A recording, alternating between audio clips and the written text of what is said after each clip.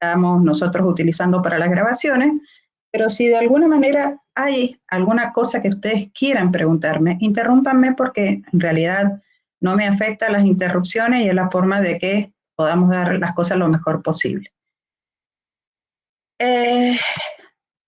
Vamos a empezar con esto, que es el resumen de la clasificación de los efectos. Esta filmina no la tienen, porque en realidad la he hecho para empezar esta clase con un resumen. Generalmente yo lo hago en el pizarrón, este resumen, pero bueno, no tenía esa posibilidad, entonces digo, me las ingenio para hacerles un resumen de lo visto en la clase de ayer y de lo que vamos a seguir viendo hoy.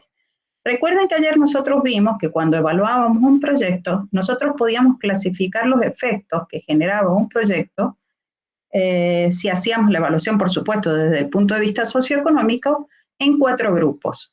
Y lo que hacíamos para ponernos de acuerdo y poder explicar en una primera instancia en qué consistían estos efectos era considerar que había un proyecto que producía bienes a los que nosotros de ahora en más le llamamos X y que utilizaba insumos a los que nosotros de ahora en más le llamamos Y. Pueden ser varios X y varios Y. Digamos, si uno es papel, como yo les decía, la celulosa, la mano de obra, la energía y todo lo que se utiliza para producir papel entraría dentro de los Y. O sea, como que el X es un bien genérico, el Y es un bien genérico. Ahí nosotros cuando hacemos un proyecto hay unos efectos que no nos podemos olvidar de analizar, que son los efectos directos. Y esos efectos son los que se observan en los mercados directamente afectados por el proyecto. Y esos son los mercados de los bienes que el proyecto produce, o voy a usar otro término también, induce a que se produzcan, y los mercados de los bienes que el proyecto utiliza o de los insumos, ¿no es cierto?, que el proyecto utiliza. Hay veces que son bienes, pero para el proyecto son insumos, y que en realidad también puede inducir, vamos a ver más adelante por tipología de proyecto, a que se utilicen. O sea, hay veces que el proyecto los produce directamente y los utiliza directamente, y hay veces que los induce a que se produzcan o se utilicen, o se utilicen, ¿no es cierto? A esos efectos directos hay que agregarle 3 más: los indirectos, las externalidades, que son atribuibles al proyecto, y los efectos intangibles. Eso lo hablamos el día de ayer. Voy a hacer un repaso de lo que son los directos. Fíjense que ahí yo lo que digo es el proyecto produce o genera bienes en forma directa y eso da lugar a un beneficio que se llama beneficio directo en términos de evaluación de proyectos. Es lo mismo que nosotros hemos llamado el beneficio privado, ¿no es cierto? La diferencia entre los ingresos menos los egresos de con y sin proyecto. Bueno, acá en evaluación socioeconómica eso se le llama beneficio directo, a esa diferencia entre las situaciones con y sin proyecto, y también muchas veces se le denomina el valor social de la producción, porque la idea es denotar que detrás de este elemento hay un precio que es un precio social, y es el que está figurando aquí. Nosotros vamos a usar, como les decía el día de ayer, P estrella para indicar que con la estrella de que es un precio social. Después vamos a ver cómo se calcula, ¿no es cierto? Por otro lado, el proyecto utiliza o induce a que se utilicen factores productivos en forma directa, y eso da lugar al costo directo, y ese costo también recibe el nombre de costo social de los insumos. Yo ayer no les dije, porque lo vamos a ir viendo de a poco, pero nosotros no usamos CD o BD para hacer el resumen de esto. Hoy sí, porque está en esta filmina, pero nosotros acá, por ejemplo, cuando hablamos de valor social de la producción, usamos BSP, que es valor social de la producción, claramente, y en este caso usamos costo social de los insumos, CS, y no es que escriba mal, pero en vez de usar la I latina usamos la Y, porque la I latina en los libros se pierde. Entonces van a ver CSY como costo social de los insumos, ¿no? Por otro lado, después tenemos los otros 3 efectos, que son los indirectos. Estos, como yo les decía, realmente en la práctica entran en juego si es que son significativos. Entonces, fíjense qué son estos efectos indirectos. Ya no es donde el proyecto actúa directamente, sino donde el proyecto impacta indirectamente, y eso ocurre en los mercados de los bienes sustitutos y complementarios de los X, que son los que el proyecto produce, y de los Y, que son los que el proyecto utiliza.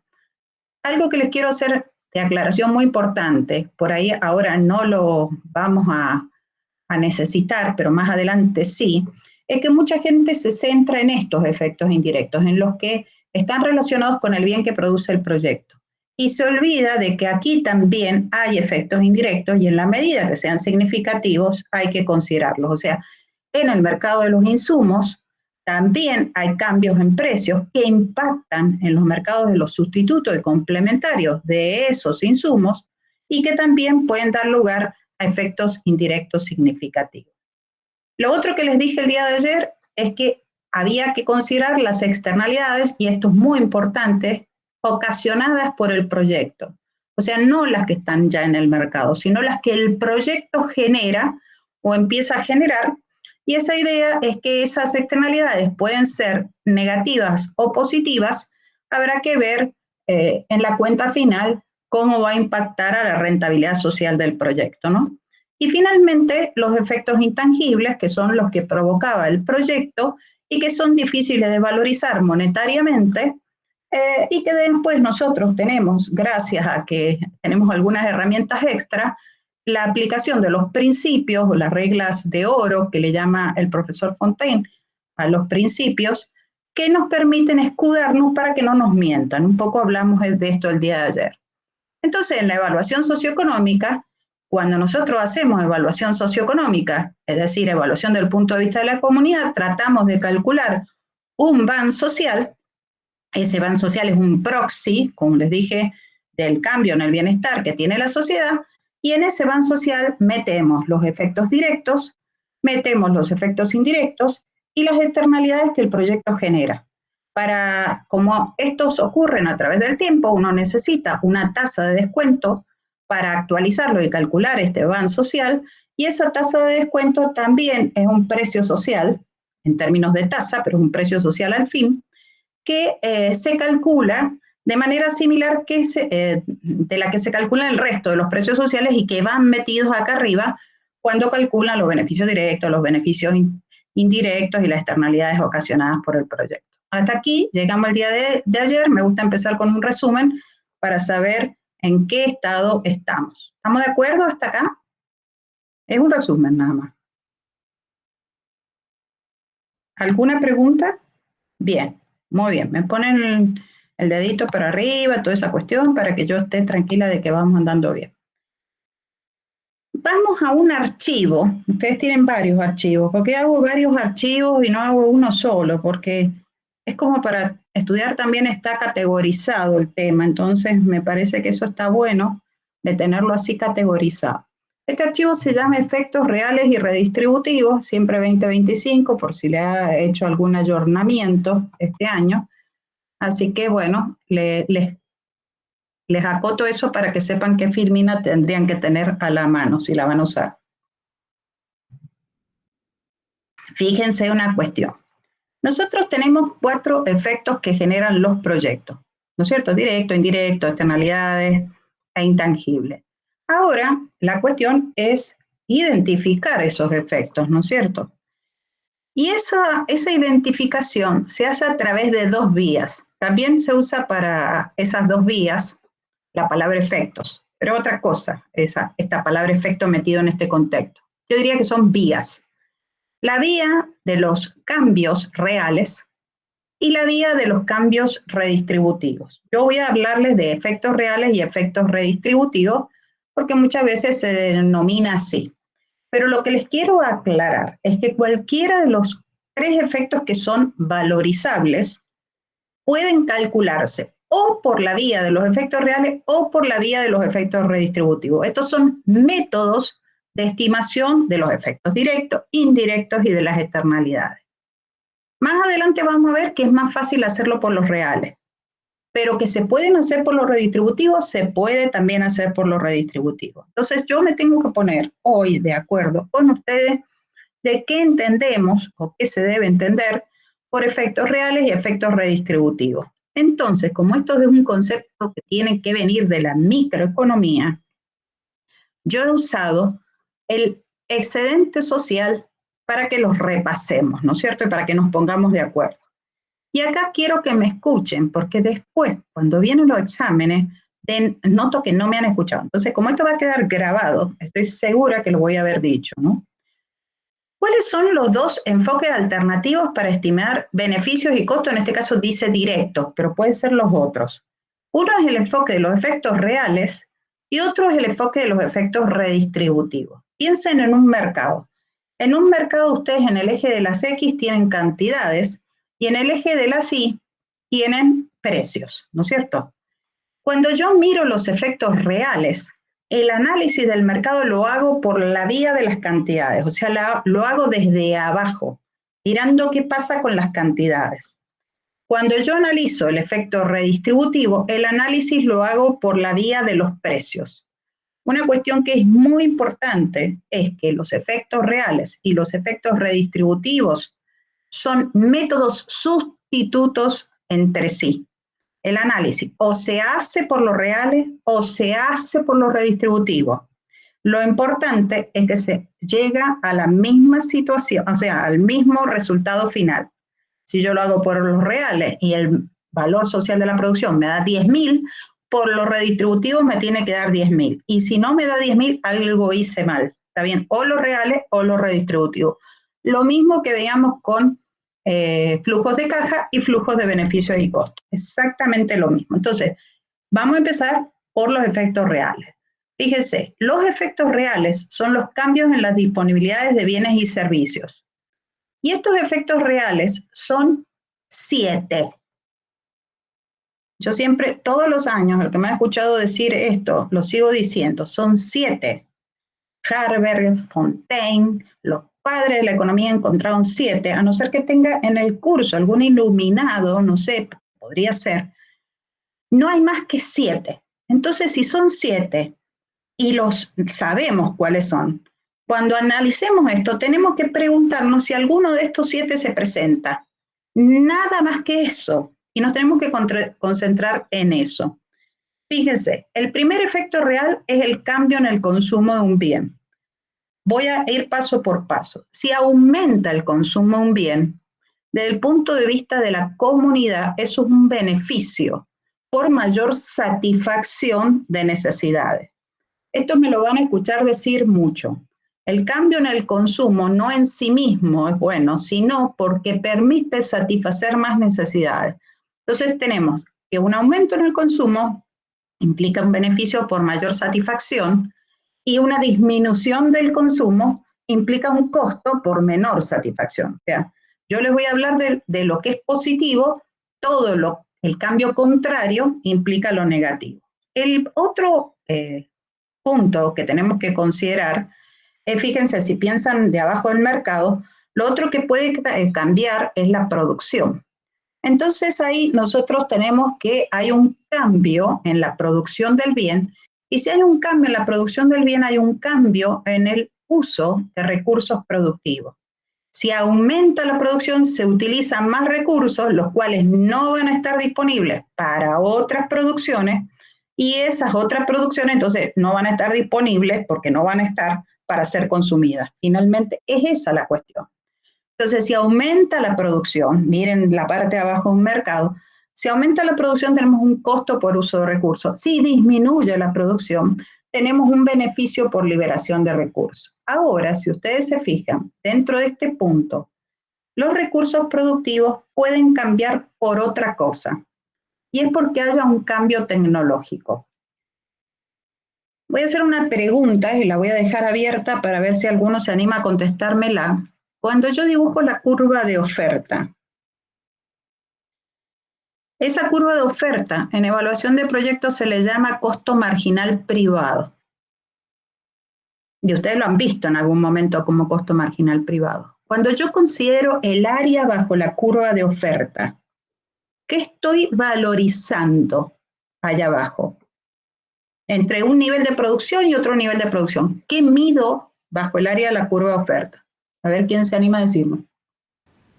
Costo total. Costo total. Costo total. ¿Alguno opina otra cosa?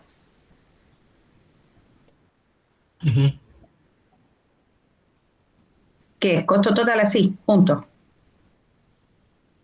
No, o sea, si es entre dos cantidades es Cambio en el Costo costo total. incremental total, por así decirlo. Cambio en Total, el costo total. seguro. La curva de Y oferta sí, no es sí, la el curva de costo costo, marginal. y sí, y si la integro es la de total, si la derivada de la total es la marginal, No, no es la total. daría. Es costo total variable. Es costo Ah, total claro. variable. Si vos derivás la curva de costo total y tenés la marginal, esa curva, entonces, debajo de la curva de oferta, vos lo que tenés es un cambio en el costo total variable. O sea, si hay entre dos producciones, un cambio en el costo total variable. Y eso es muy importante, porque los costos fijos no están metidos ahí. Entonces, si hay cambio en los costos fijos, no te van a influir en el equilibrio del mercado. Pero sí, sí hay cambio en el costo variable. Y eso puede ocurrir por un cambio tecnológico. Si hay una mejora tecnológica que te hace ahorrar costo variable por unidad de producto, en realidad si tenés un cambio en el costo total variable, se te va a mover la oferta. Y al moverse la oferta, las unidades que vos producías antes las vas a producir a un menor costo y ahí también tenés una posible liberación de recursos. También podrías incorporar una tecnología que te aumente el costo total variable, por lo tanto se va a contraer la oferta, y ahí lo que te va a decir es que el uso de recursos productivos es mayor porque en realidad la oferta se contrajo. Y vos me vas a decir, pero si me subieron los costos totales variables, ¿por qué la emplearía? Y porque por ahí los fijos te caen muchísimo y te compensa la suba de costos variables. Nada es definitivo en evaluación de proyectos. Entonces, algo que hemos aprendido es que el área bajo la curva de oferta es costo total variable y eso lo tenemos que tener en consideración. Y cualquier cosa que me haga cambiar, ya sea un movimiento de producción hacia la derecha o que me haga cambiar la oferta por ahorro de recursos, por mayor uso de recursos, eso también lo tengo que tener en cuenta como un efecto real. Este punto, al principio, no lo vamos a considerar. Sí, más adelante. Al principio vamos a considerar solo los cambios en la producción del bien. Ahora, otro tema es que también hay que considerar como efecto real el cambio en la cantidad de divisas, porque las divisas representan poder de compra para el país. Entonces, esos cambios de divisa se producen, si yo miro un mercado, solo en los mercados de los bienes transables. Y eso ocurre si cambian las exportaciones, si cambian las importaciones o si somos tomadores de precio, que es lo que se ve en el marco de la materia. Después en el libro que yo les voy a dar, yo miro cuando yo también tengo poder para influir en el precio internacional, pero si soy tomador de precio internacional, si por algún motivo aumenta o baja el precio internacional en dólares. Entonces, fíjense, en esta filmina ustedes van a ver 3 elementos. Yo les prometí 7. ¿Por qué? Porque falta uno acá abajo, que en realidad es el cambio en la calidad de un bien. Eso también deberíamos considerar. Cuando, por ejemplo, hay una mejora varietal y esa mejora varietal genera un cambio en la calidad del bien, ese es otro elemento que genera mayor satisfacción. Consumir un bien de mejor calidad te genera mayor satisfacción y eso también da lugar a un efecto real. Sin embargo, ustedes me van a decir, Claudia, me dijiste 7, en la filmina me pusiste 4. ¿Cómo es el tema? Bueno, fíjate, tenemos 7. Aumento de consumo y aumento de la calidad del bien van de la mano. 2. Aumento o disminución de la producción y cambio tecnológico son otros 2 que van de la mano. Y cambio en las importaciones, cambio en las exportaciones y cambio en el precio internacional son los 3 que faltan. Entonces ahí tenemos los 7. Cuando nosotros vayamos a analizar cualquiera, costos y beneficios directos, indirectos, a través del método de los efectos reales, nos tenemos que preguntar si alguno de esos 7 cambia. Cambia en el consumo, cambio en la calidad del bien, cambio en el uso de recursos productivos porque cambia la producción, cambio tecnológico, cambio en las importaciones, cambio en las exportaciones o cambio en el precio internacional. No se salgan de esos 7. En esos 7 yo nunca puse o dije la recaudación, porque la recaudación impositiva no es un efecto real, es un efecto redistributivo. Se los aclaro explícitamente para la recaudación, porque siempre que hacen efectos reales, meten la recaudación. De hecho, lo metí en el chat GPT y mete la recaudación. Así que cuidado cuando utilicen esa herramienta, porque hay que hacerlo paulatinamente. ¿Quedó claro que son 7? ¿Cuáles son?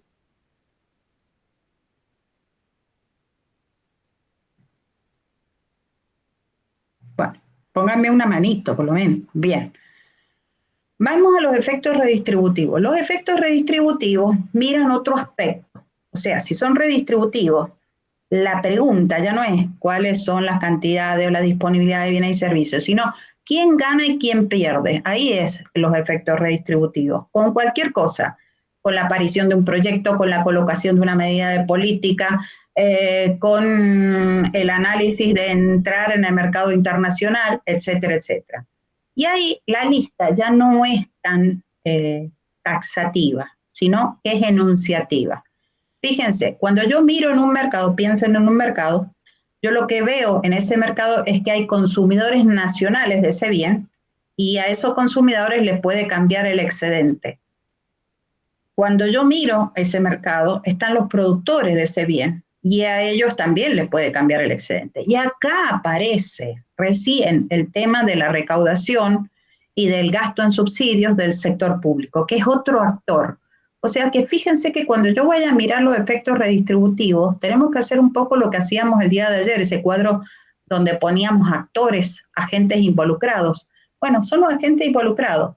En un mercado los consumidores, los productores del bien, el sector público, y hay un cuarto actor probablemente que si en el mercado existen externalidades, los que perciben la externalidad, o sea, los que tienen daños o beneficios que les ocasiona a un tercero que no tiene por qué ser el consumidor o el productor del bien, ¿no es cierto? Eso es lo que estamos viendo. Y acá en evaluación de proyectos aparece el dueño del proyecto.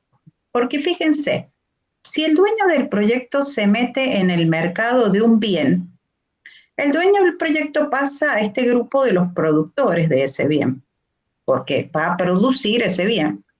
Sin embargo, desde el punto de vista de la evaluación de proyectos, como nosotros trabajamos, nos conviene separarlo de los productores. O sea que cuando nosotros analizamos los productores, vamos a decir los otros productores y el dueño del proyecto. Y por otro lado, el dueño del proyecto también compra insumos. O sea que si estamos analizando el mercado de un insumo que compra este señor, él estaría en el grupo de los consumidores. Pero también con la misma idea, vamos a desglosar al conjunto de consumidores en los otros, los que ya están, y el señor que es el dueño del proyecto, que se mete en ese mercado. No se preocupen por el momento, porque van a decir, ay, ¿cómo lo tenemos que meter? Bueno, esa es la idea de lo que vamos a ir aprendiendo. Entonces yo, si no enseñara proyectos, llegaría hasta acá, hasta el punto 4, y con esto les estaría dando un enunciado bastante razonable de lo que hay que mirar en los efectos redistributivos. Pero como estamos haciendo análisis de proyecto, van a ver que el dueño del proyecto nos conviene separarlo de cualquiera de estos dos grupos según pertenezca, porque al analizarlo por separado nos permite determinar este beneficio, costo directo, y también nos permitiría determinar los efectos indirectos más fácilmente. Nada más que eso. ¿Se entendió hasta aquí? Efectos reales son 7. Efecto redistributivo dependerá del mercado y veremos, ¿no es cierto? Después vamos a ver que hay veces que los dueños de los proyectos no son nacionales, son extranjeros. Bueno, tenemos que mirar una serie de cosas ahí que lo vamos a ir haciendo a medida que avancemos. Entonces, para mostrarles las similitudes y las diferencias, lo que vamos a hacer es tratar de analizar esto pensando en el excedente social. Entonces, cuando yo quiero mirar cómo determinar el excedente social en un mercado, lo que tengo que hacer es un procedimiento lógico y es el mismo, si ustedes se fijan, que hemos hecho en evaluación privada. O sea, hay que ir paso por paso. Uno debe determinar el equilibrio en ese mercado, habría que compararlo con la situación de no comerciar el bien, o sea, cero. ¿Por qué? Porque estamos viendo el excedente social global de ese mercado. Y después se determinan los efectos, que pueden ser por el método de los reales o por el método de los redistributivos, o, se han dado cuenta, o por los redistributivos, y así se calcula el resultado final, que en este caso va a ser el excedente. Si yo lo que quiero es ver cómo cambia el excedente social a partir, por ejemplo, de la colocación de una política económica, yo debería de decir equilibrio sin política, equilibrio con política, comparar los efectos reales o los redistributivos de esas dos situaciones y ver cuál es el impacto de la política, ¿no? Entonces empecemos con un mercado competitivo no distorsionado. Fíjense, acá yo lo que tengo es la oferta y acá tengo la demanda. Es lo que yo te decía, creo que me decías vos, Juan. Juan, me contestaste, ¿no? Del área bajo la curva de oferta.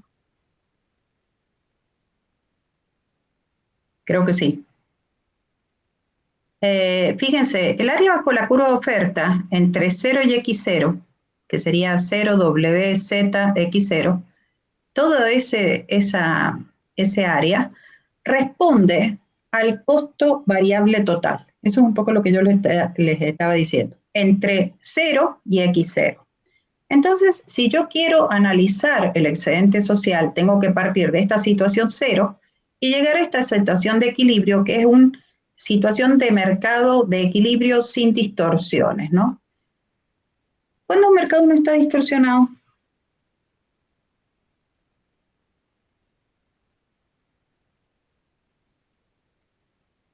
larguen una respuesta. Cuando está en el punto de equilibrio. Y si hubiera impuestos, ¿no existiría equilibrio? Sí, pero estaría distorsionado.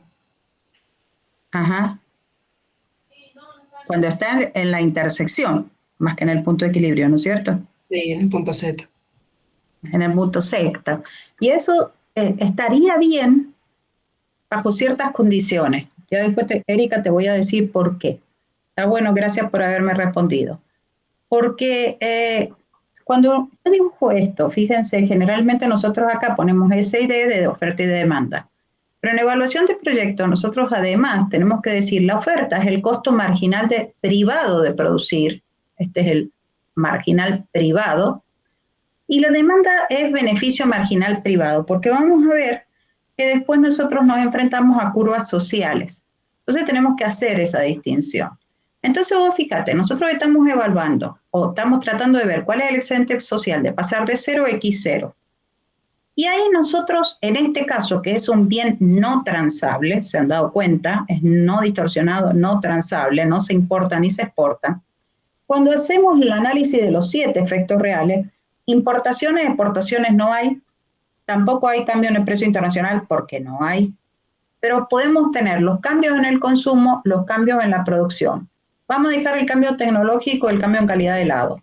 Y vos fijate, cuando nosotros venimos de 0 a X0, nosotros tenemos un cambio en el consumo y un cambio en la producción. Y ese cambio en el consumo y en el cambio en la producción nos da lugar a efectos reales, pero también nos da lugar a efectos redistributivos. Entonces el análisis lo puedo hacer primero, por ejemplo, por los efectos redistributivos. Y los efectos redistributivos tengo que mirarlo viniendo desde la izquierda, acá sobre la columna de precio. Entonces uno dice, fíjense, de no comercial a comercial pasamos de 0 a un precio P0 y tenemos un excedente del consumidor que este conjunto de consumidores gana y eso es bueno, ese es un excedente que obtienen los consumidores. El otro efecto redistributivo es que pasar de 0 a X0 tenemos el área de ingreso total menos la de costo total variable, fíjate acá, y esto sería como el excedente del productor. ¿Qué nos falta calcular ahí en el excedente del productor? ¿Qué nos faltaría para hacer una cuenta final?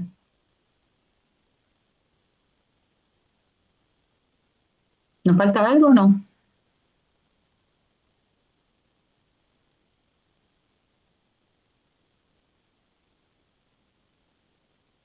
Los costos ¿Qué costos? privados de la demanda y la oferta. ¿Cuáles? Hay algunos que ya has computado. Porque Y si el vos me costo, decís, sí, sí. dale, te estoy escuchando. No, Claro, igual están como netos, porque si vos me decís el costo de haberlo producido y el costo de haber adquirido, Ujú. está implícito en los excedentes. Están implícitos en los excedentes, porque vos fíjate cómo se calcula el excedente.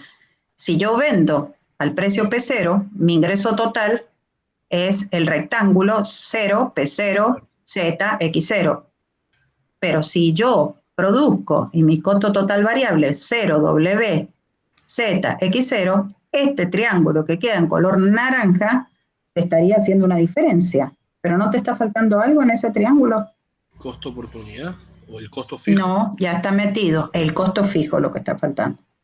Siempre el costo de oportunidad está metido en el costo total variable y también te está faltando el costo fijo, porque los costos fijos entran acá.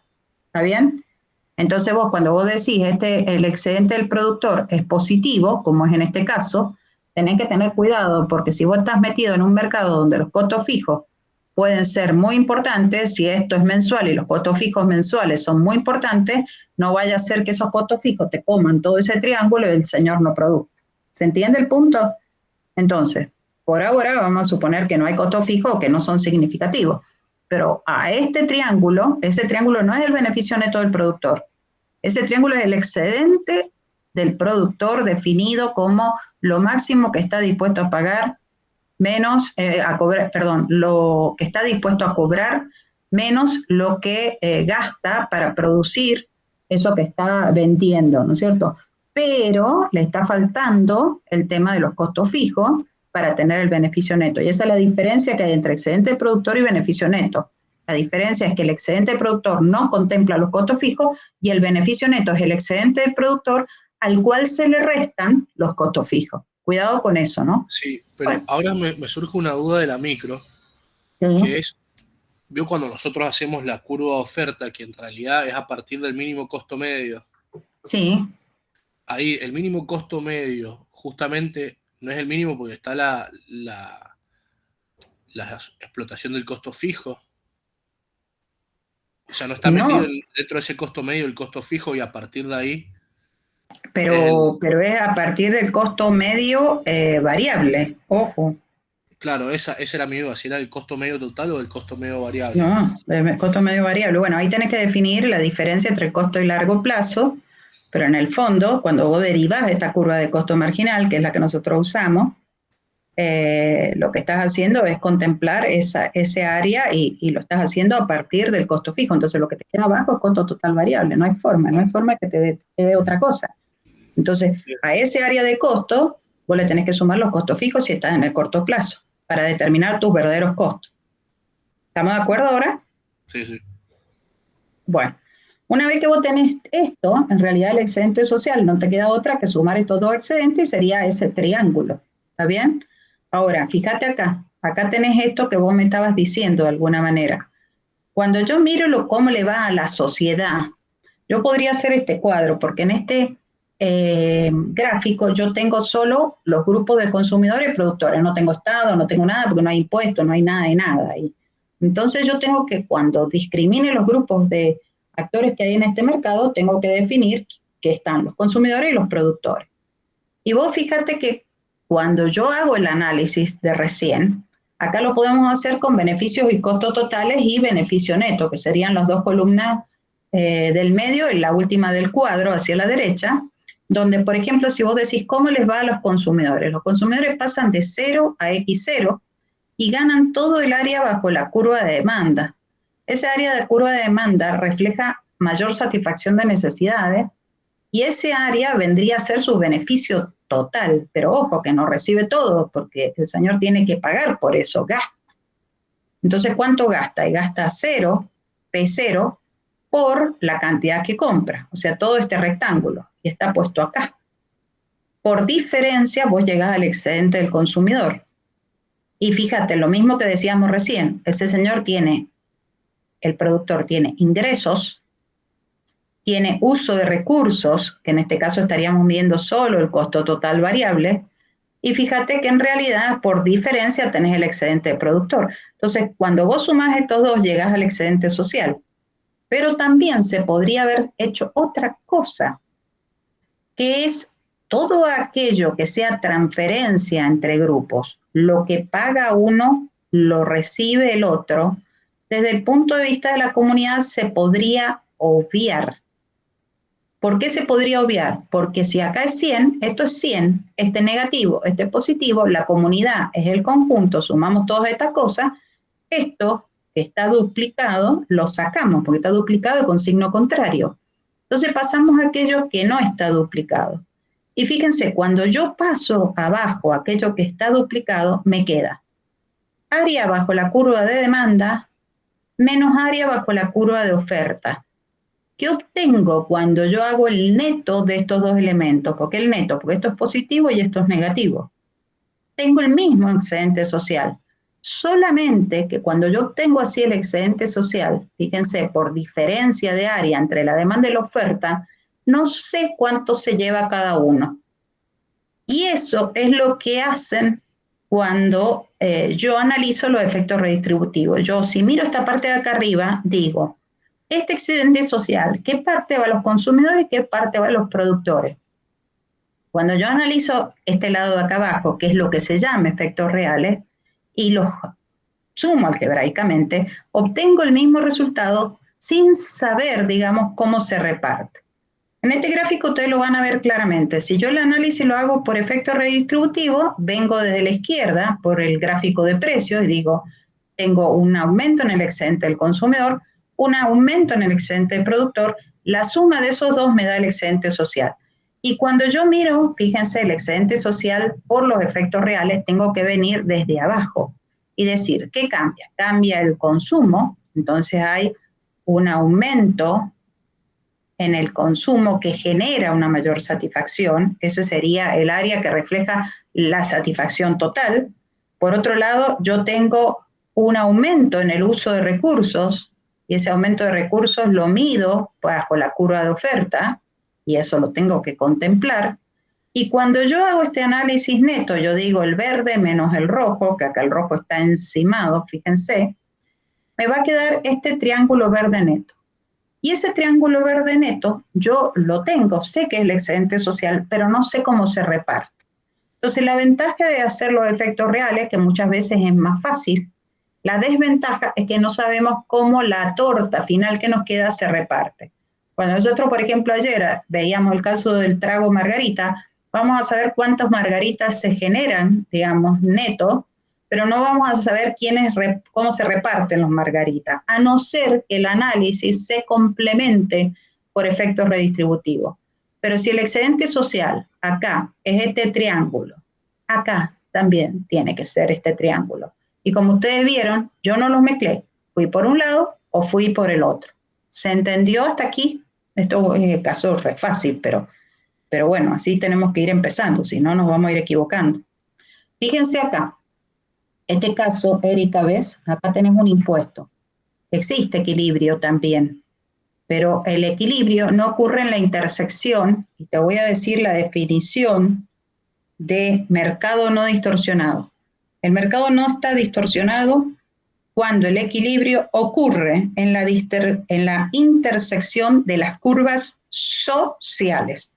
Es decir, que si la demanda no coincide con la curva social o la oferta no coincide con la curva social, no es en la intersección de la oferta y la demanda, es en la intersección de las curvas sociales.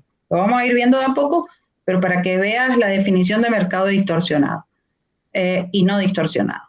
Fíjense acá, de nuevo, vamos a pasar de 0 a X0. Esto lo podemos hacer por la vía de los efectos redistributivos o lo podemos hacer por la vía de los efectos reales. Si lo hacemos por la vía de los efectos redistributivos, nos tenemos que concentrar viniendo de donde está indicando mi flecha aquí, desde la izquierda, y ver cómo le fue a los actores que actúan en este mercado. Por lo tanto, para hacer el efecto redistributivo necesito definir los actores. ¿Quiénes son los actores? Los consumidores, los productores y en este caso, donde hay impuestos, el sector público. No hay externalidad, por ahora no hay dueño del proyecto, etcétera, etcétera, que lo veíamos recién como cosas que vamos a sumar. Entonces yo digo, ¿cómo les va a los consumidores? Los consumidores pasan de 0 a X0 y ganan esta parte de excedente del consumidor. Lo máximo que están dispuestos a pagar menos lo que efectivamente pagan. Los productores reciben este excedente del productor. Fíjense, porque es lo que cobran menos lo mínimo que estarían dispuestos a cobrar, a los cuales habría que restarle, como les decía yo recién, el costo fijo. Y finalmente, lo otro que tengo es que acá aparece alguien que recauda y se lleva esta partecita. Entonces, cuando yo miro la suma de estos tres elementos, eso es el excedente social en el caso de un impuesto. Y fíjense que rápidamente lo que les enseñaron a ustedes en la micro básica es que cuando ustedes ponen un impuesto, ustedes tenían originariamente este excedente social que iba hasta la intersección de la oferta y la demanda, ese triángulo, y ahora fíjense que es como que están perdiendo este triangulito. El excedente social se reduce, lo que se va a repartir, la torta que se reparte, se reduce. Y esta forma de analizar la cuestión es determinar cómo se reparte esa torta, qué proporción de la torta se llevan los consumidores, cuál se lleva el sector público y cuál se lleva el excedente del productor. Allá abajo está cada uno con sus áreas para que lo tengan en cuenta. Y acá fíjense que cuando vamos a hacer este cuadrito, que para evaluación de proyecto después es fundamental, en este caso los grupos son los tres que son los principales actores y que son los únicos en este caso, consumidores, productores y sector público. Ponemos beneficios, ponemos costos y ponemos beneficio neto. Y acá hacemos el mismo análisis, que el consumidor tiene un aumento en la satisfacción, pero tiene que gastar. Y cuando hace este gasto, fíjense que acá aparece un precio especial, que es el que paga el consumidor, que yo en la materia lo utilizo como PC, no utilizo PD, es el precio de demanda, ¿está bien? Entonces, por diferencia de estos dos, obtiene el excedente del consumidor, pero los productores también tienen una diferencia, pero ahora cobran un ingreso donde el precio que reciben es el precio de oferta, que en el contexto de la materia va a ser PP. Después les puedo decir por qué no usé SID en algún momento, pero bueno, así está usado en el libro. Este ingreso menos el uso de recursos da su excedente de productor. Y uno diría, mira, che, lo que gasta uno es igual al ingreso del otro. Ojo, ojo, ojo. Porque este lo tiene a precio de demanda y este lo tiene a precio de oferta. Entonces, cuando yo trato de hacer la cancelación, acá esta cancelación no es directa, porque hay un tercer actor que recauda. ¿Y qué recauda? Y recauda en función de la diferencia de esos dos precios que constituye el monto unitario del impuesto. Entonces, sí es verdad que lo que gasta el consumidor es igual a la suma de lo que le ingresa al productor más lo que va a la recaudación. Cuando yo ya puse los tres elementos, este se puede tachar con estos dos. Y de nuevo puedo bajar hacia abajo aquello que no se ha cancelado por no ser una transferencia. Todo aquello que se transfiere de un grupo hacia los otros grupos, la idea es que pasa del bolsillo de un miembro de la comunidad al bolsillo del otro miembro de la comunidad. Desde el punto de vista de la comunidad, la plata no se fumó, pasó de un bolsillo a otro. Sí, desde el punto de vista individual de cada uno, eso lo afecta, pero desde el punto de vista de la comunidad no, y por eso esas transferencias se pueden eliminar, y cuando uno elimina la transferencia y baja aquello que no es transferencia, esta partecita de acá abajo, que es lo que realmente va a tener en cuenta la comunidad en su conjunto, es lo que se suele llamar efecto real. Y esa es la relación, por eso tienen que dar iguales. Entonces, cuando yo hago eso, digo, bueno, me quedo con la mayor satisfacción menos el uso de recursos y llego al mismo excedente social que si yo hubiera sumado estas tres cosas, el excedente del consumidor, el excedente del productor y la recaudación. A mí me gusta siempre poner esto en un gráfico para que ustedes vean cómo se hace por análisis de efectos redistributivos, cómo se hace por efectos reales y que se vea que no lo mezclo. Si yo vengo por los redistributivos, recién vimos, teníamos excedente del consumidor, la recaudación, el excedente del productor. La suma de estas tres áreas, lo que va a quedar en color, es el excedente social. Si yo lo hago por efectos reales, no me importa quién gana y quién pierde. Me importa qué pasa por acá abajo, qué pasa con las cantidades. Y de las 7 cambios posibles, acá hay 2. El cambio en la cantidad consumida, que genera un beneficio en concepto de satisfacción, y el cambio en la cantidad producida, que genera un mayor uso de recursos. El neto de esos dos, fíjense que da este paralelogramo verde que va a coincidir con la suma de estos tres. Lo que pasa es que acá, como les decía yo antes, no vamos a saber quién se lleva. Acá, bueno, uno lo termina visualizando, pero en la práctica, cuando hace evaluación, ve esta torta, pero no sabe quién se la lleva. ¿Se entendió? Pero ven que dan la misma torta, no hay forma que no dé la misma torta. ¿Se entiende?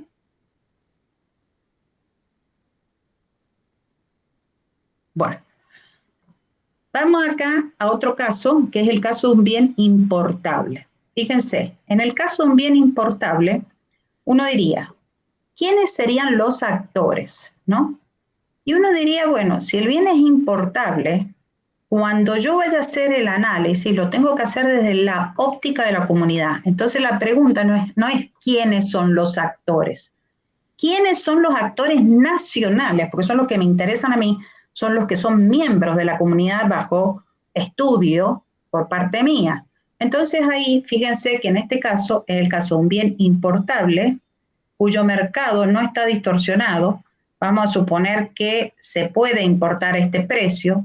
Y este precio, ¿cómo se obtiene? Ese precio se obtiene multiplicando el precio internacional por el tipo de cambio, traduciéndolo a pesos. O sea que este gráfico está a pesos, donde detrás de este precio hay un precio internacional que viene dado y un tipo de cambio, ¿no?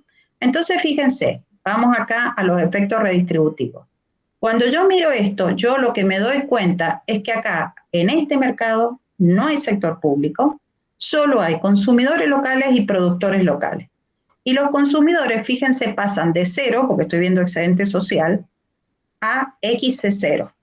Entonces, si yo digo eso, ¿cuál es el excedente del consumidor?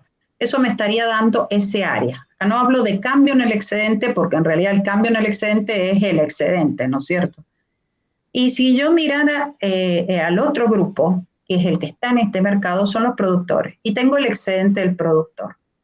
Esta flecha media inclinada que me está quedando es el excedente social en el mercado de un bien importable. Después les voy a hacer algún comentario de cuando el tipo de cambios privado no coincide con el social, pero bueno, no es el momento, eso viene más adelante, ¿no? Cómo se hace en esos casos. Entonces, si ustedes miran esto, yo digo, bueno, a ver, ¿cómo analizaríamos los efectos reales acá, no? Porque acá analizamos los efectos redistributivos, cómo le va a los actores nacionales, pero los efectos reales se miran por acá abajo. Y acá abajo, en el mercado de un bien importable, yo tengo que mirar de los 7 cambios, 3. ¿Por qué de los 7, 3? Porque exportaciones no hay, precio internacional no cambia, viene dado. Cambio tecnológico en realidad lo vamos a dejar de lado por el momento. Y me quedan los otros 3, que son cambio en el consumo, cambio en la producción y cambio en las importaciones. Entonces, por esos 3 tengo beneficio y costo, no hay duda. Porque esos 3 desde 0 pasan a tener un valor. Entonces empecemos por el cambio en el consumo. El cambio en el consumo, que pasa de 0 a XC0, implica una mayor satisfacción que se mide por el área bajo la curva de demanda hasta la cantidad consumida nueva, desde 0 hasta esa cantidad. Lo otro que sabemos es que cambia la cantidad producida. Y ese cambio desde 0 a XP0 implica un uso de recursos. Esto verde es positivo. Esto rojo es negativo. O sea que cuando yo voy superponiendo las áreas que voy superponiendo, eso verde que me va quedando acá arriba es el neto. ¿Está bien? Pero además de esos 2 cambios, cambio en la cantidad consumida, producida, lo que me queda acá es que hay un cambio en la cantidad importada. Y ese cambio en la cantidad importada implica un costo en términos de salida de divisas. O sea, este área, que es la diferencia entre lo que se consume y se produce, ahí tenemos las importaciones, multiplicadas por el precio, es el costo en términos de divisas. Y acá van a ver que hay entre paréntesis un R igual a R estrella. R es el tipo de cambio de mercado de la divisa. Y R estrella es el tipo de cambio social. ¿Por qué? Porque van a ver que más adelante nosotros no podemos suponer el tipo de cambio social coincide con el tipo de cambio de mercado. De hecho, siempre es mayor. Siempre. No he visto un país donde sea menor. Siempre es mayor que el tipo de cambio de mercado. Entonces, como nosotros estamos valorizando el punto de vista social, las divisas deberían ser valorizadas con el valor social de las divisas, ¿no? Por el momento lo vamos a dejar igual. Sí. ¿Cuál sería la idea? ¿Cuál sería la idea del tipo de cambio social? Como cualquier precio social, las divisas es un bien más. Sí. Y si muchas veces hay divergencia entre los precios sociales del tomate, la margarita, la zanahoria, la mano de obra, bueno, el de la divisa también. Y eso se debe a la existencia de distorsiones siempre que el precio social difiera del mercado, sea para cualquier bien, para cualquier insumo, eso es general para todos. La divisa, como te digo, es un bien más. Siempre que el precio social difiera del de mercado, se debe a que existen distorsiones. Montaigne le llamaba que los precios de mercado eran mentirosos para hacer la evaluación, como que eran espejitos de colores. Entonces, si existen distorsiones, cuando vos ves, por ejemplo, hay un impuesto, vos ves que hay un precio de demanda y un precio de oferta, mínimamente, ¿no es cierto? Entonces vos decís, bueno, ¿cuál de esos dos precios es el relevante para la comunidad en su conjunto? Porque el precio social tiene que ser el precio de un bien que sea relevante para todos. Está bien, para los demandantes el precio relevante es el de demanda, para el oferente el de oferta, pero para el conjunto y seguramente va a ser un promedio entre esos dos. En el mercado de divisas eso pasa muchísimo, porque en el mercado de divisas hay millones de distorsiones y millones de distorsiones heredadas, porque el mercado de divisas muchas veces tiene distorsiones heredadas del mercado de los bienes importables y exportables. O sea, cuando vos pones tarifas a las importaciones, y si son generales, con más razón, te impactan indudablemente como distorsiones en el mercado de divisa. Y cuando el mercado de divisa está distorsionado, vos tenés que el tipo de cambio social es mayor que el de mercado. Y en general, por el tipo de distorsiones, que eso yo te lo voy a demostrar más adelante cuando veamos precio social de la divisa, por el tipo de distorsiones, el R estrella, el tipo de cambio social, es mayor que R.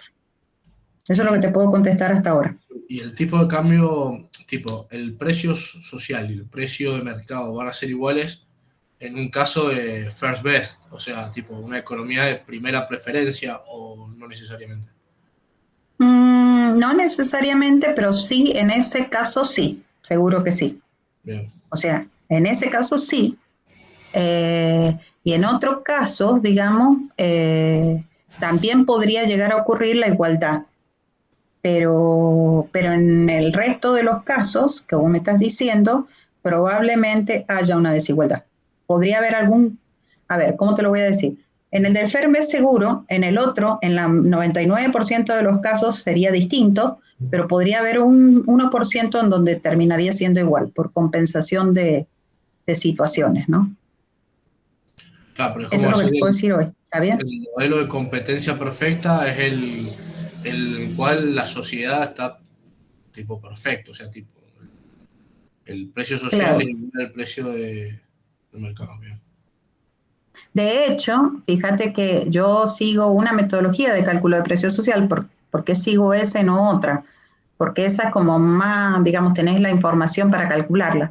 Pero hay una metodología de cálculo de los precios sociales en donde en realidad los precios sociales salen como variables dependientes, serían dependientes, sí, de un modelo de equilibrio general. Claro. Sí. No me gusta, porque en realidad para eso necesitarías tener muchísima información de los países que yo conozco, latinoamericanos, Colombia, lo estimó en alguna vez así, pero el resto de los países latinoamericanos se basan en equilibrio parcial. Y vos sabés que ya en el equilibrio parcial tenés alguna deficiencia, ¿no? Sí, decime. ¿Le hace falta función de utilidad social y todo eso, como vemos en micro tipo de economía del bienestar?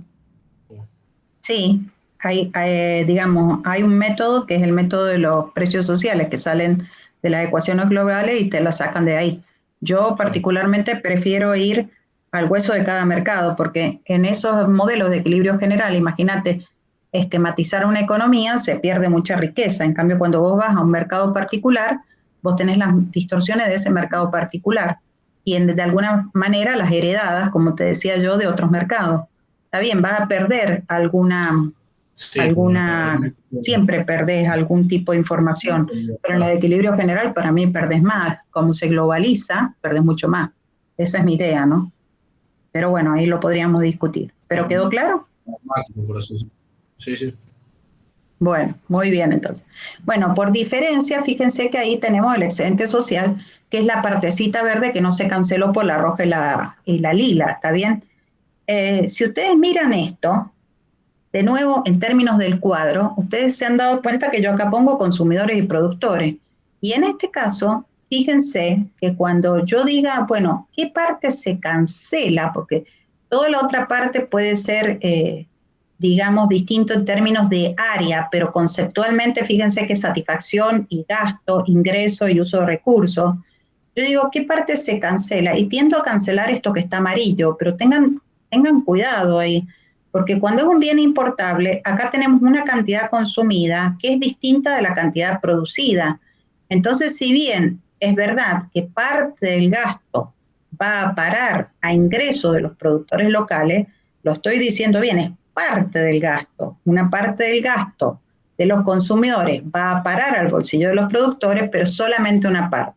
Hay una parte que no va, que es la parte que se importa. Entonces, cuando yo bajo hacia acá para determinar lo que le pasa a la sociedad en su conjunto, bajo el azul, bajo ese fucsia, pero tengo que bajar esa diferencia que no fue una transferencia entre residentes y que se computa como salida de divisas. Si ustedes se fijan acá abajo, el precio es el mismo, pero acá tengo cantidad consumida menos cantidad producida, cantidad importada. La suma de estos tres es lo que es excedente social y se debe a cambio en el consumo, cambio en la producción y cambio en las importaciones. Algo que es importantísimo es que este valor que hemos calculado hasta el momento supone que el valor social de las divisas coincide con el de mercado. Más adelante, cuando no coincidan, vamos a ver cómo lo tenemos que computar. ¿Se entendió hasta aquí? Sí, profe. Yo sé que esto puede ser muy aburrido, pero me parece que es muy importante porque si no, no nos ponemos de acuerdo. Sí, decime. La única posibilidad que hay de que haya el excedente social, digamos que pasa a ser un costo, no sé si la única, pero la más común debe ser cuando el valor social de la divisa no es igual Bueno, en realidad es muy raro que te compense como para decir este bien no se tiene que importar, ¿viste? Pero podría llegar a ser. En la teoría sí, en la práctica te diría que nunca lo he visto, ¿viste? Pero sí, podría llegar a ser. Que este sea tan grande, digamos, que te haga que esto sea negativo. Eso es lo que me estás diciendo, Wences. Claro, porque durante Sí. toda la carrera siempre nos dijeron que hay un gran beneficio social cuando te abrís al mercado, entonces, ¿de qué manera podríamos encontrarlo o sea, nunca había visto el planteo del tema del valor de la divisa, está bueno, entonces por eso he consultado. Hay que meterlo ahora en juego, por eso, viste, esto está en cuarto año, entonces, viste, como que de entrada no le decimos todo, pero es verdad que la apertura es fantástica y toda la cuestión, bueno, hay que verlo, digamos, hay que sopesarlo, como yo les digo, nada es absoluto, viste, hay que seguirlo estudiando, viste. Sí, es así, correcto. Es muy difícil que te lleve a cerrar la economía este planteo, ¿no es cierto? Porque sería el caso donde es tan negativo que te convenga cerrar. Pero bueno, tiene sus connotaciones, ahí lo vamos a ir viendo a medida que vayamos avanzando. ¿Estamos de acuerdo? Bueno, fíjense que este creo que es el último caso, y no los quiero aburrir más, que es el caso donde existe una tarifa a la importación. Fíjense acá nos vamos a poner de acuerdo. El precio doméstico, si existe una tarifa a la importación, es el precio internacional al que yo puedo importar, que es CIF, o sea, con costo seguro y flete, expuesto en el país por el tipo de cambio. Yo sé que acá me quieren matar porque el Daniel Rada usa R chiquita para tipo de cambio, yo uso R grande y tengo un libro escrito, así que le he dicho que lo cambie él. Entonces es precio internacional en dólares, traducido a pesos por el tipo de cambio de mercado, o sea, acá me está quedando ya en pesos, pero a eso le tengo que sumar uno más la tarifa a la importación, donde esta tarifa es ad valorem, es un porcentaje calculado sobre el precio internacional. Eso sería una de las cosas que tengo que poner en el equilibrio. La otra cosa que tengo que poner en el equilibrio para que el mercado sea un bien importable es las importaciones, la diferencia entre lo que se consume y lo que se produce en el país. Entonces, una vez que nosotros tenemos esto, fíjense que recién yo había puesto el precio P0, me está haciendo sus mandos naturales, a esta altura, donde yo tenía pi por R, este era el precio P0. Pero ahora, si hay tarifa a la importación, el precio que rige está por acá arriba. Está el precio internacional más la tarifa unitaria a la importación, porque la diferencia entre este precio y este de acá abajo es la tarifa por unidad, ¿no es cierto? Este es el precio relevante para determinar consumo y producción. Una vez que yo tengo esto y quiero analizar los efectos redistributivos, el excedente social a través de los efectos redistributivos, eso sería lo lógico, uno diría, bueno, ¿cómo les va a cada grupo de los que actúan acá?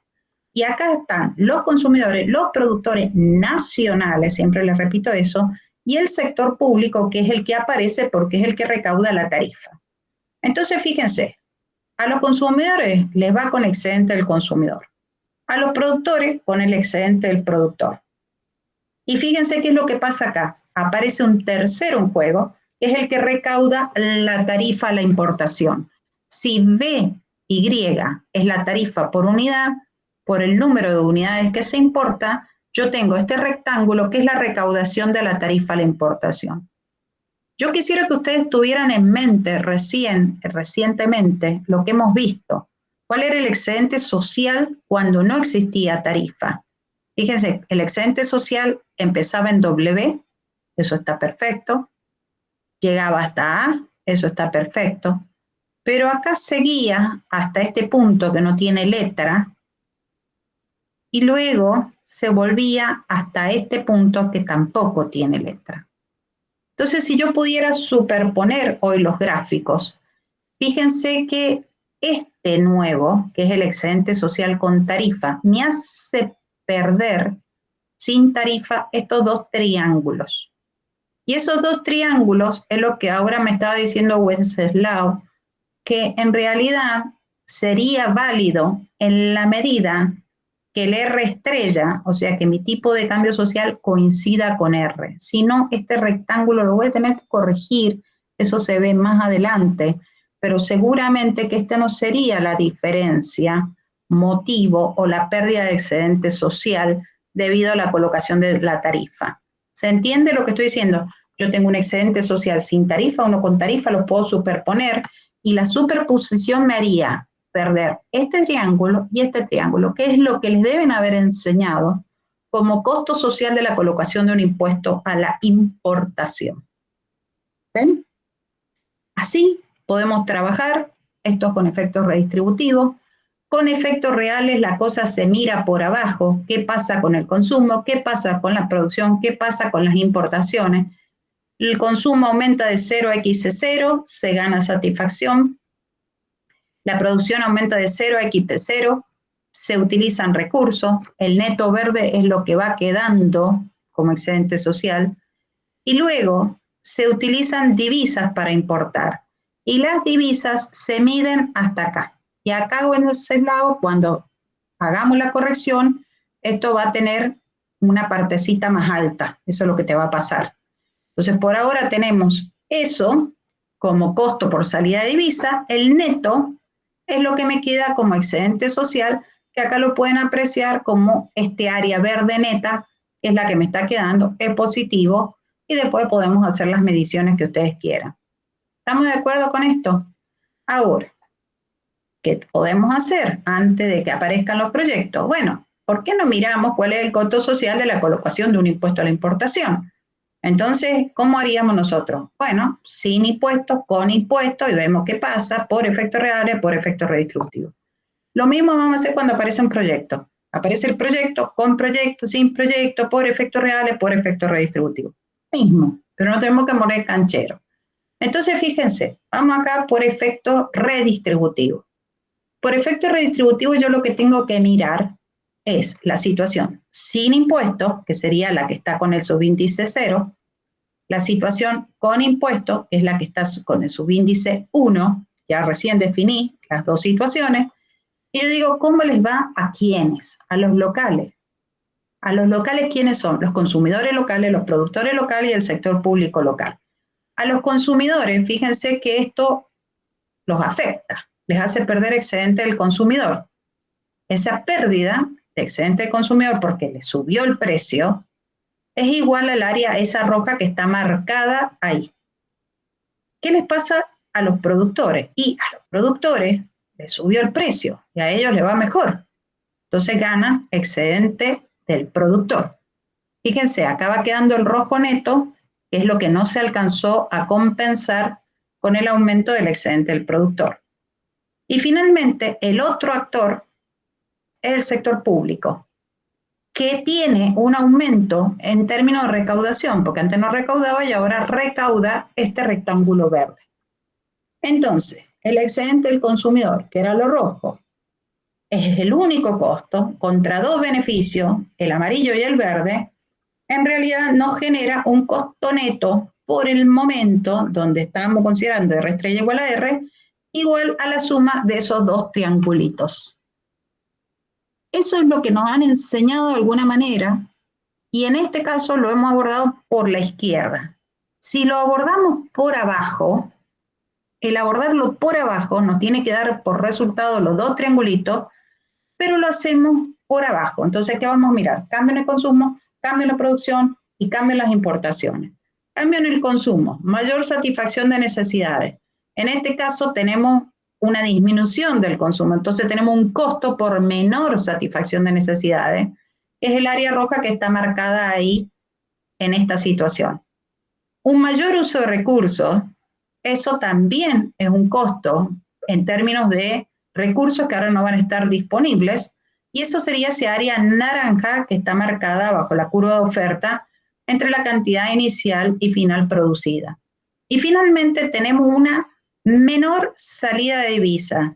Y si ustedes se fijan, antes se importaba la diferencia entre XC0 y XP0 y ahora entre XC1 y XP1.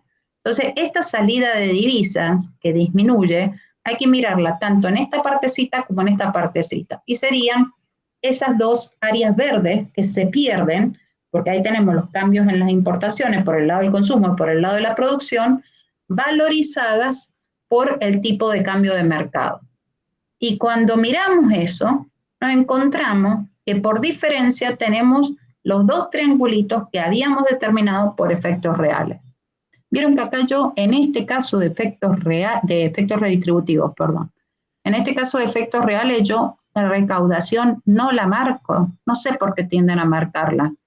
Entonces, fíjense que acá solamente miramos cambios, consumo y producción, los valorizamos, y si aparecen las importaciones, exportaciones, también miramos los cambios en términos de divisa, y ahí nos tenemos que quedar. El efecto final tiene que ser absolutamente el mismo. Ahí no hay cuadrito, se los dejo para que lo hagan ustedes, pero la idea es que hayamos avanzado en esta temática. ¿Se entendió?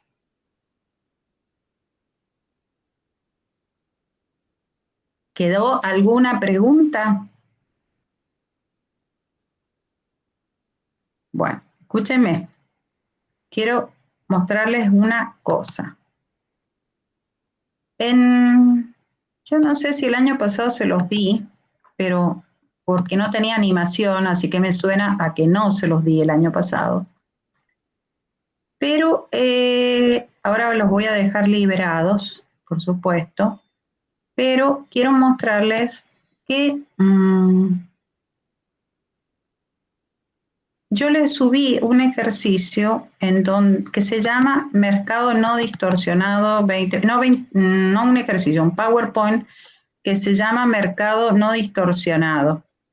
Porque recién estuvimos hablando, según lo que me preguntó Juan, cuando el precio social no coincida con el precio de mercado. Les quiero mostrar esto, les voy a mostrar 2 o 3 cositas nada más para que ustedes lo vean, y después se lo dejo a esto para que ustedes lo sigan analizando, porque es básicamente microeconomía.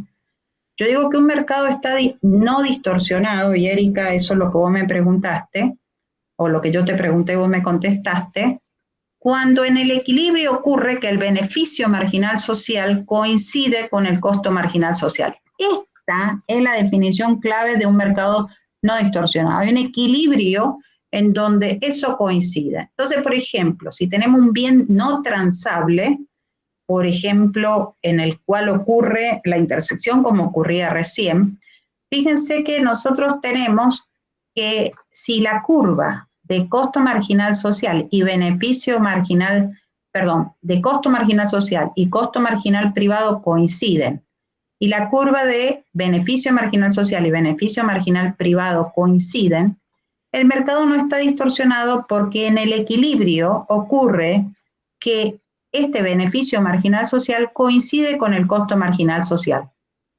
En ese equilibrio, ese puntito rojo que les muestro en la animación, ocurre que hay igualdad entre beneficio y costo marginal social. ¿Qué pasa, por ejemplo, Erika, acá lo vas a ver, cuando hay un impuesto al consumo o a la producción? Vos tenés una curva de beneficio marginal social y una curva de costo marginal social. Acá está la de costo marginal social, que coincide con la privada, la de beneficio marginal social que coincide con la privada. ¿Cuándo no van a coincidir? Cuando hay externalidades. Pero si no hay externalidades, coinciden. Pero si vos mirás el equilibrio, en el equilibrio, el punto sobre la demanda, que es donde se mide el beneficio marginal social, no coincide con el punto de la oferta. Entonces, si bien hay una triple coincidencia entre beneficio marginal social, beneficio marginal privado, el precio del consumidor, y ese está allá arriba, lo que te ocurre es que el costo marginal social coincide con el costo marginal privado, pero no coincide con el precio de oferta, pero no coincide con el precio de demanda. Entonces tengo el beneficio por arriba, el costo por abajo, y si ustedes se fijan, entonces ahí no hay igualdad. Y esa es la definición de mercado distorsionado, no cuando hay un impuesto. Porque podría haber un impuesto, pero podría este impuesto contrarrestar una externalidad y aún así el mercado no estuviera distorsionado. Entonces la definición no es hay un impuesto, hay un subsidio, no, hay una externalidad, no. La definición de mercado distorsionado es cuando en el equilibrio, no distorsionado, perdón, cuando en el equilibrio ocurre la coincidencia entre beneficio marginal social y costo marginal social. Fíjense, por ejemplo, en el caso del subsidio pasa exactamente lo mismo, pero al revés. Entonces ahí nosotros no tenemos tampoco coincidencia de las dos cosas, entonces hay distorsión. Y piensen en este, por ejemplo, es un caso donde existe una externalidad negativa a la producción. Fíjense que en este caso tenemos la demanda, que ahí va a coincidir el beneficio marginal privado con el social, pero acá por la existencia de la externalidad, la oferta, que es el costo marginal privado, no coincide con el costo marginal social. Entonces, si uno mira en el equilibrio, fíjense y trato de buscar en el equilibrio dónde está el beneficio marginal social, eso está en ese punto verde. Ahora, si ustedes miran dónde está el costo marginal social, bueno, eso está en ese punto rojo. Está bien, el costo marginal privado y el precio de oferta está acá abajo, pero el costo marginal social está acá arriba. Y si ya está allá arriba, quiere decir que no coincide y ya ese mercado está distorsionado. En el caso de un monopolio, ustedes tienen, fíjense, el precio allá arriba y lo que tienen es que el costo marginal social está acá abajo. Entonces ya tampoco coinciden. Entonces ya no coinciden, ya el precio social va a ser distinto del precio de mercado. Y así con algunos otros casos. Los que son más difíciles de vislumbrar es el caso de los mercados de los bienes importables o no transables en general, importables y exportables, ¿no?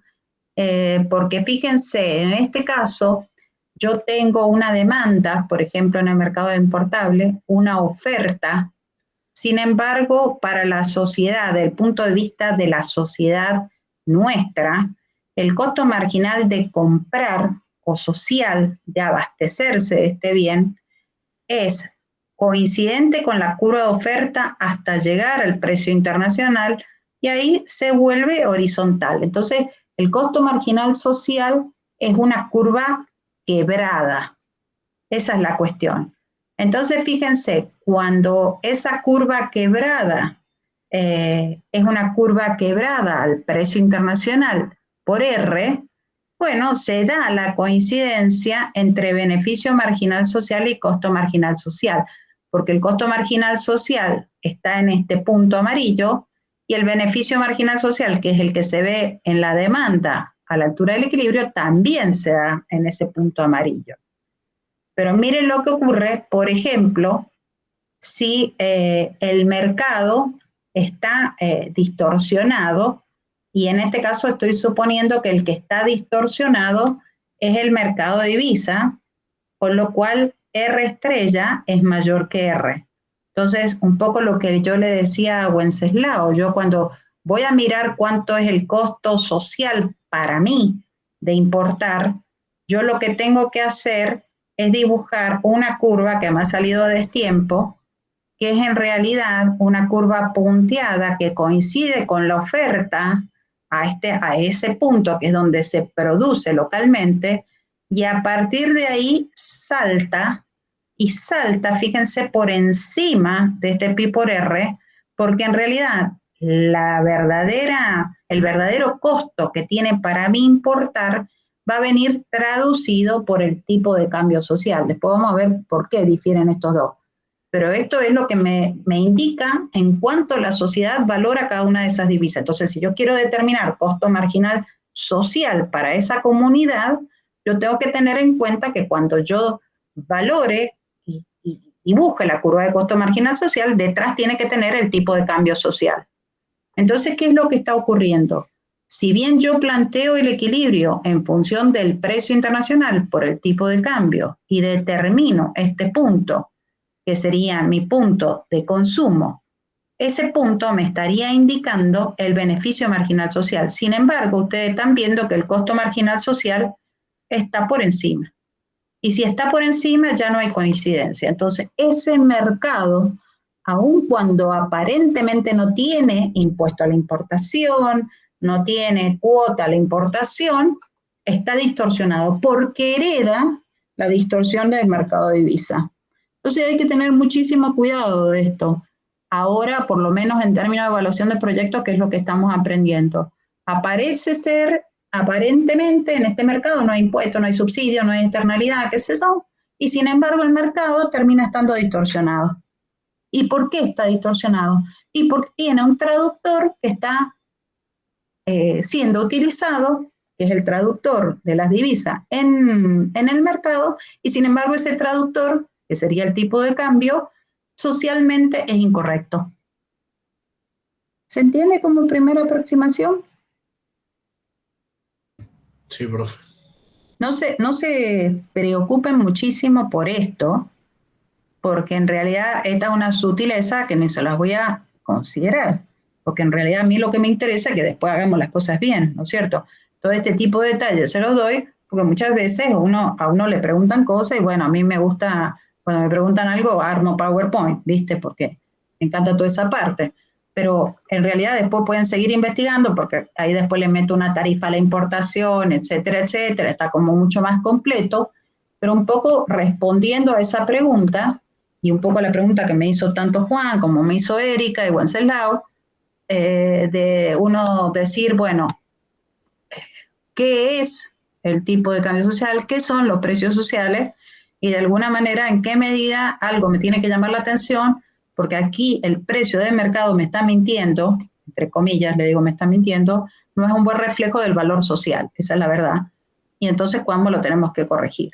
Primera aproximación y iremos para adelante. Así que no se preocupen, a estudiar 7 pecados capitales y 7 efectos reales, no hay más que eso. Y les digo lo de los pecados capitales para que siempre se acuerden de que el número es 7. No inventen otro porque no hay. ¿Está bien? ¿Se entendió? Los dejo liberados. Pero quiero... Sí, profe.